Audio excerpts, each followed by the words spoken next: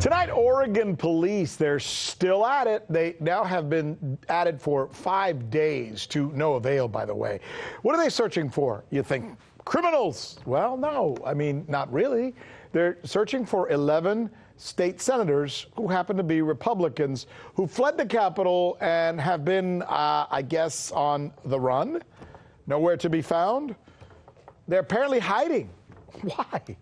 Why? Because, well, they don't want to vote on something that they're paid to vote for, right? Or vote on, I should say. Because they're afraid that if they vote, they're not going to win because there's more on the other side than there are of them. I don't know. This is crazy. Joining us now, news with Rick Sanchez correspondent Michelle Greenstein with more on this story. So let me get this right. These guys don't want to vote because they don't think the ultimate vote will come out their way. You could certainly say so. These 11 members of the GOP Senate fled the state on Thursday, reportedly. And this is all about House Bill 2020, which is a bill that aims to reduce fossil fuel emissions. And it will actually impact every household in the state. So it did pass the House last week, and then it's supposed to go to the Senate, right? But because the Democrats outnumber the Republicans 18-12, they have that majority. The GOP senators, like you said, actually fled to refuse to provide the Democrats with a quorum because you need 20 senators present to pass any laws. So this is kind of like a global warming demonstration or vote, I should say. Legislation. The legislation, yes, does have to do with climate change. And so the governor of the state, Kate Brown, actually ordered the state police to go track those lawmakers down. So now the GOP senators that fled are facing a $500 a day fine for every day until they return. Now, an Oregon militia named the 3 Percenters actually vowed to provide security for these lawmakers from the GOP, and they promised to do, quote unquote, whatever it takes to keep these senators safe. So we have an interesting drama unfolding under here. Any circumstance, would we not be saying, if you're in a baseball game and you are losing, you can't just go home.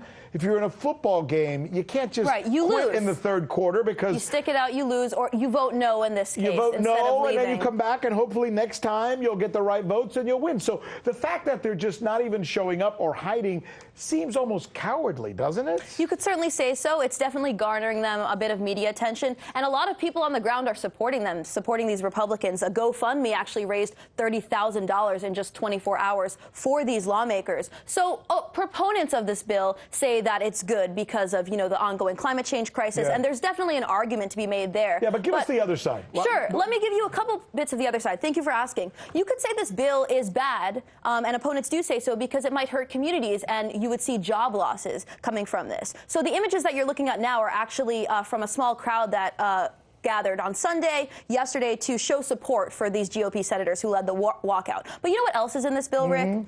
Investing in smart grid communication systems and control systems. So electronic companies, I did read this bill, electronic companies would have to file a plan to comply with this by the end of 2021. Now, this is not the only thing that's in this bill. Right. I'm going to focus on this because we are seeing a huge media blackout on this aspect of it and in general on the smart grid rollout as a whole across the country. And I think if the public were aware of what's behind this, there would be outrage. So let me break it down. We're talking about smart meters in every household and every business in America being installed in homes, businesses, like I said, by power companies across the country, not just Oregon. And we're talking about round-the-clock monitoring of RFID chips in these appliances that have these chips in them called Energy Star. We see that logo on a lot of our appliances these days. So this is not just happening in Oregon. So is that a privacy issue? We don't. Why wouldn't I want them to have a chip? There are huge privacy implications here. So? Because in a sense, on the grounds of improving efficiency or combating climate change, we're seeing the rollout of this intense surveillance technology. And the smart grid means that any electricity system or any energy system, any gas systems are now becoming information systems. So this, along with what's called the Internet of Things, is really going to give us the extinction and the elimination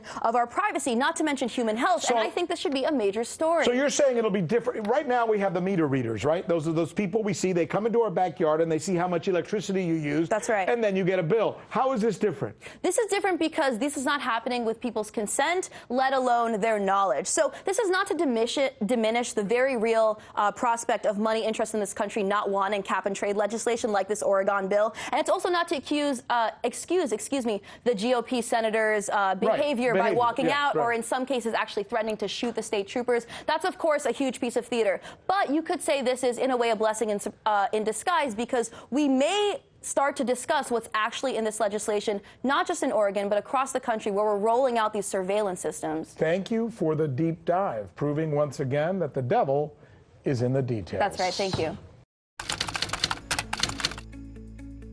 So you haven't heard that we're the ones covering the stories that you won't see covered anywhere else? In Venezuela, Kazakhstan. Let's go to Hong Kong. And the media reaction to that has been crickets. How about the way we cover those stories? What the hell does that mean? Wale. That's the key word in this case, uprising. Keep? Can you believe that? Watching. This is the right thing for members of the media to do, to actually pick sides. Look, if you like what you see, subscribe.